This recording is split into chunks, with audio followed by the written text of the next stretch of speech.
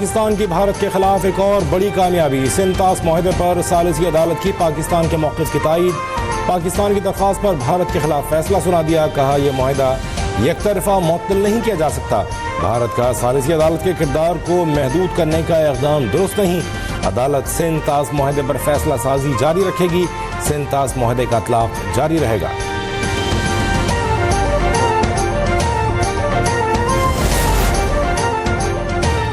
حکومت پاکستان کا ثالثی عدالت کے فیصلے کا خیر مقدم، مسائل کے حل کے لیے مذاکرات کی اہمیت کے موقف کو دہرایا، واضح کیا کہ پاکستان بھارت سے مسئلہ کشمیر، پانی، تجارت اور دہشت گردی سمیت تمام مسائل پر بات چیت کے لیے تیار ہے۔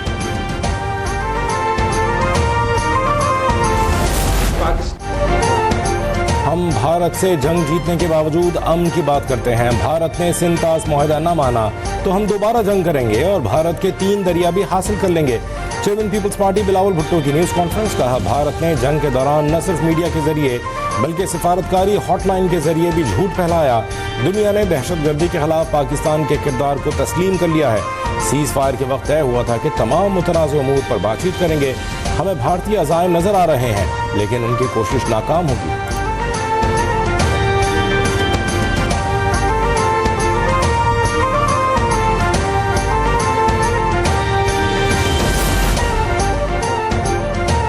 بھارت کی اجارہ داری نہ پہلے قبول کی نہ آئندہ قبول کریں گے، بحیثیت قوم کبھی دشمن کے آگے نہیں جھکیں گے، فیلڈ مارشل عاصم منیر کا 2 ٹوک پیغام، بھارت کو خطے میں دہشت گردی کا سب سے بڑا سرپرست قرار دیا، سول سروسز اکیڈمی کے زیر تربیت افسران سے خطاب میں کہا ملک کی ترقی کے لیے عوام، حکومت اور افواج میں مضبوط تعلق ناگزیر ہے، افغانستان سے اچھے تعلقات چاہتے ہیں، برادر ملک سے ایک ہی تقاضا ہے کہ وہ بھارت کی دہشت گردانہ پروکسیز، فتنہ الہندوستان اور فتنہ الخوارج کو جگہ نہ دے۔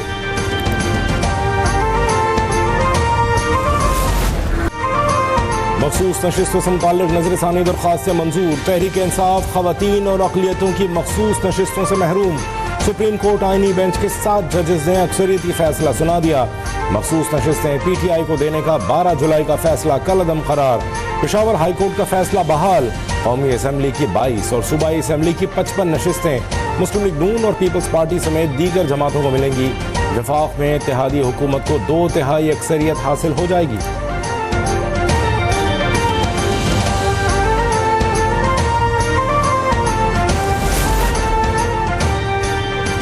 وزیر اعظم شہباز شریف کا مخصوص نشستوں سے متعلق سپریم کورٹ کے فیصلے کا خیر مقدم، قانونی ٹیم کو مبارکباد، کہا قانون کی درست تشریح ہوئی، فیصلے سے آئین و قانون کی بالادستی قائم ہوئی، اپوزیشن حکومت کے ساتھ مل کر ملک کی ترقی کے لیے اپنا مثبت کردار ادا کرے۔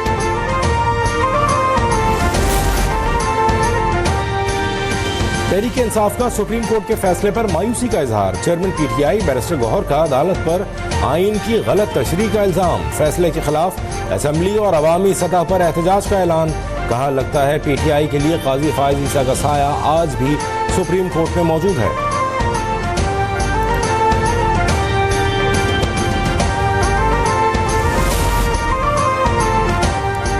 اگر پی ٹی آئی احتجاج کرنا چاہتی ہے تو ضرور کرے، یہ ان کا حق ہے، لیکن بہتر ہوگا کہ پی ٹی آئی خود اپنا محاسبہ کرے۔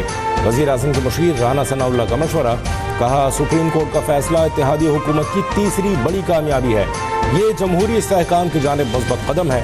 وزیر قانون اعظم نذیر تارڑ نے کہا جو جماعتیں الیکشن میں حصہ لیں مخصوص نشستیں ان کو ہی ملتی ہیں، آزاد امیدوار مخصوص نشستوں کے حقدار نہیں ہو سکتے۔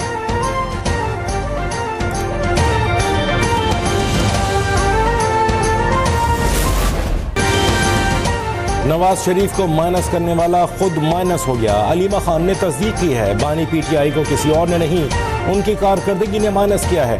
وزیر اعلیٰ مریم نواز کا پنجاب اسمبلی میں اظہار خیال، صوبے کا 30 سالہ قرض صفر کرنے کا دعویٰ، اپنا علاج سرکاری اسپتال میں کرانے کا اعلان، کہا پنجاب کے بجٹ میں ایک بھی نیا ٹیکس نہ لگانا معجزہ ہے، ٹیکس میں اضافے کے بجائے ٹیکس نیٹ بڑھایا، صوبے کی ترقی کے لیے تاریخ کی سب سے بڑی رقم خرچ کی، مریم نواز کے خلاف ایک آنے کی کرپشن ثابت کر دیں میں استعفیٰ دے دوں گی، وزیر اعلیٰ کی تقریر کے دوران اپوزیشن کا شدید احتجاج، نعرے بازی۔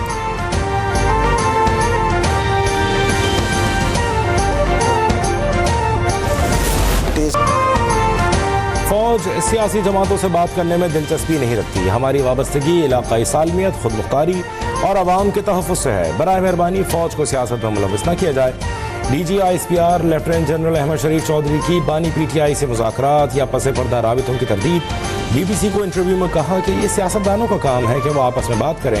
مارکہ حق نے ثابت کیا پاک فوج نہ صرف اپنا کام جانتی ہے بلکہ اپنی پیشہ ورانہ ذمہ داریوں پر مکمل توجہ دیتی ہے.